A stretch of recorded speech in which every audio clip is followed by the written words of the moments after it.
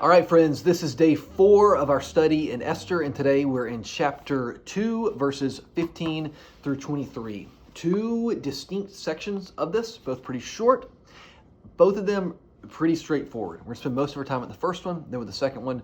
I just want to point out one thing that is going to be important moving forward. This first section, verses 15 through 18, is the conclusion to the story of how Esther became the queen. Hopefully you've already read it. If you haven't already read it, you may even want to pause this, read it first, because I'm not going to read all the way through it.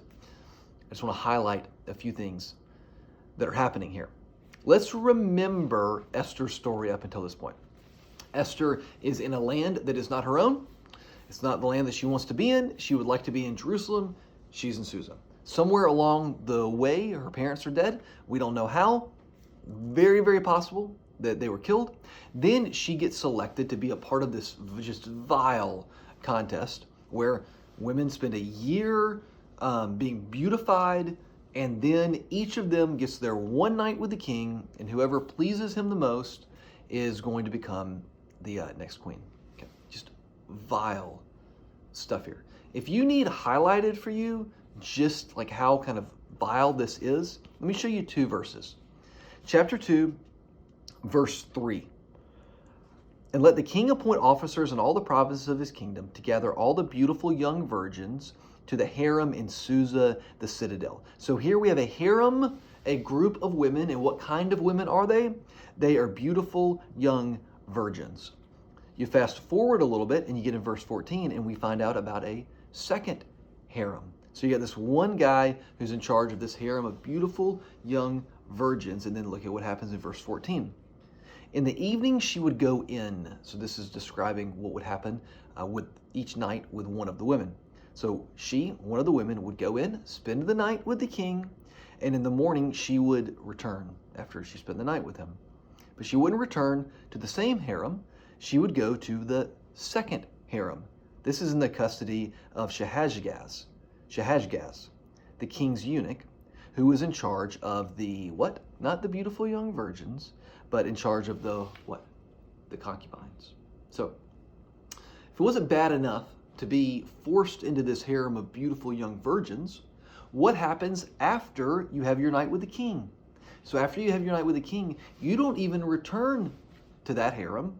You are now in a harem under the control of the king still, but under a different person's in charge of the king's concubines. So if you don't get chosen to win this vile contest, you don't go back to your old life where you were hoping to be married, to have a husband, to start a family, to make a life for yourself. You don't do that. No.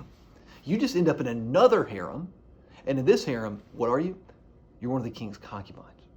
So all of these beautiful young women who end up in this contest, if they don't end up as the queen, they still end up as his concubines.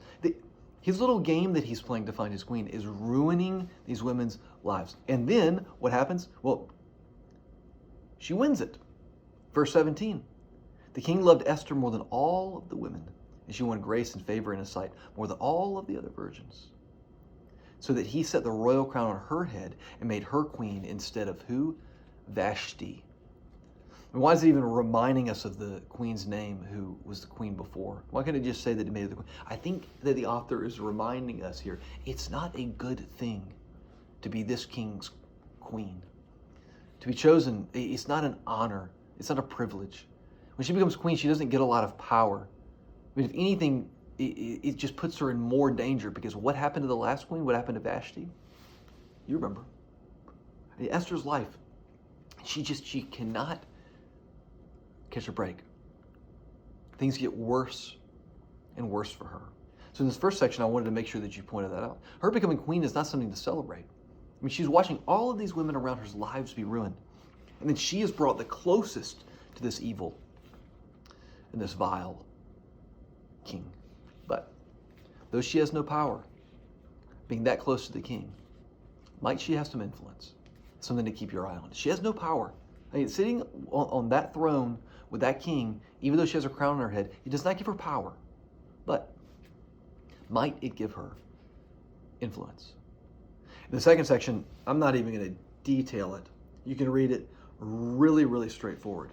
The only thing that I want to remind you of is that all of the details in this story are important. But this particular section is particularly important. Keep this section in mind because what happens here has a lot to do with what will happen in the coming weeks as we continue to read. So I think where we leave today is just asking ourselves, okay, even in the areas of my life that have not gone well, where it seems like I just can't catch a break, how is it that I might be positioned, even if I have no power, to have influence? We'll see it play out later, how it is that Esther is able to use the position that she's in to make a big impact.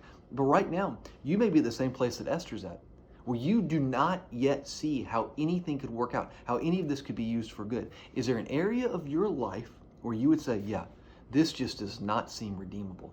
Is it possible that even in that area, though you have no power, perhaps you have some influence? What is that area of your life? And might this be a day when you pray, God, just open my eyes and help me to see how even in this area of my life you are at work. God bless you, friends. Keep up your reading, and I'll see you next time.